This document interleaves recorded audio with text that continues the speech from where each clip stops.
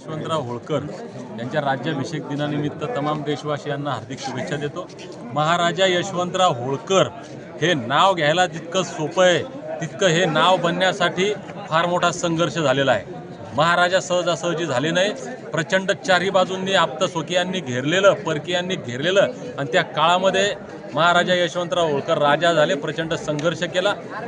आज या पवित्र मातीतून ज्या ठिकाणी महाराजा यशवंतराव होळकरांचा जन्म झाला त्या किल्ले वापगावच्या मातीतून मी महाराष्ट्रातल्या प्रत्येक माझ्या मल्हार मावळ्याला, अहिल्यामाईच्या लेकीला हात जोडून नम्र विनंती करतो। गेल्या 7 दशकांपासून आम्ही आमच्या घटनादत्त अधिकाराची लढाई लढतोय। धनगर जमातीच्या एसटी आरक्षणाची अंमलबजावणी न झाल्यामुळं किती आमचं वाटोळं झालंय हे शब्दात वर्णन करता येत नाही। म्हणून धनगरांनी उपकार केलेत, राज्यात सरकार सत्तेवर आलं, देशात सरकार सत्तेवर आलं, धनगरांच्या उपकाराची जाणीव त्यांनी ठेवलेली नाही। लाखो लोकांसमोर, लाखो समाज बांधवांसमोर बारामतीत दिलेला शब्द देवेंद्र फडणवीसांनी पाळला नाही। लाखो आमच्या धनगर समाज बांधवांच्या समोर दिलेला पांडुरंगाच्या पंढरीत दिलेला शब्द नरेंद्र मोदींनी पाळला नाही।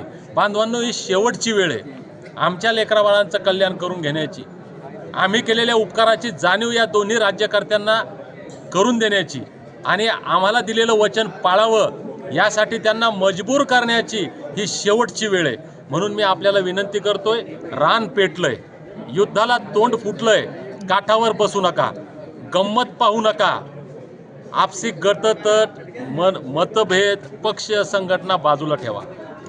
समाजापेक्षा, आमच्या लेकराबाळांच्या कल्याणापेक्षा काहीच महत्त्वाचं नाही। तुमचं पद असेल नसेल, पैसा असेल नसेल, समाजाचं अस्तित्व राहिलं पाहिजे। आज या क्रांतिकारी दिवसापासून, या क्रांतिकारी भूमीतून आज आपण एक शपथ घेऊयात की जोपर्यंत आमच्या लेकराबाळांचं कल्याण होत नाही, फडणवीस आणि मोदी त्यांनी दिलेला शब्द पाळत नाही, एसटी आरक्षणाची अंमलबजावणी करत नाहीत, तोपर्यंत महाराजा यशवंतराव होळकरांचे विचार, त्यांचा संघर्ष आणि त्यांच्या क्रांतीची भाषा आमच्या डोक्यात भिनली पाहिजे। आमच्यातला सुद्धा महाराजा यशवंतराव होळकर जागा झाला पाहिजे। सरकारला सुद्धा कळालं पाहिजे की ज्यावेळेस मल्हारराव होळकर होळकर म्हणून तुमच्यासोबत येतात तर तुमचे आटके पार झेंडे लागतात, पण ज्यावेळेस तुम्ही महाराजा यशवंतराव होळकरांसोबत पंगा घेता, त्यांच्या कुटुंबाला जेलमध्ये टाकता, त्यांच्यावर अन्याय करता, त्यावेळेस तुम्ही मातीत जाता, तुमची सत्ता मातीत जाते, हे ठणकावून सांगण्याची आज वेळ आलेली आहे। म्हणून भावांनो, हात जोडून पाया पडून विनंती करतो, काठावर बसू नका, गंमत पाहू नका, जिथं आहात तिथून या लढाईमध्ये सहभागी व्हा। 16 जानेवारीला आम्ही जालन्यातून मुंबईच्या दिशेने निघणार आहोत। रस्ता कसा असेल, कुठं थांबणार आहोत हे आपल्याला कळवू। 21 जानेवारीला मुंबईच्या आझाद मैदानामध्ये आम्हाला जायचंय, लढाई जिंकायची। धन्यवाद। आणि मागील लाखोंच्या संख्येने जालन्यामध्ये आपला मोर्चा झाला, त्या ठिकाणी तुम्हाला शासनातर्फे काय आश्वासन दिले होते? शासनातर्फे चॉकलेट दिलं गेलं होतं आणि चॉकलेट खाऊन खाऊन धनगरांची पोटं भरलीत। धनगर कंटाळली त्या चॉकलेटांना। मी पोलीस खात्यात काम केलेल्यामुळे थोडंसं डोकं जास्त चालतं आणि ठरवलंय चॉकलेट खायची नाही, यांच्या भूलथापांना, आश्वासनांना बळी पडायचं नाही। जे देवेंद्र फडणवीसांनी बारामतीमध्ये सांगितलं ते कम्प्लिटली करेपर्यंत, आमच्या लेकराबाळांच्या हातात एसटीचं सर्टिफिकेट पडेपर्यंत हे आंदोलन, ही लढाई थांबणार नाही। याच्या पुढील दिशा तुमची काय असेल?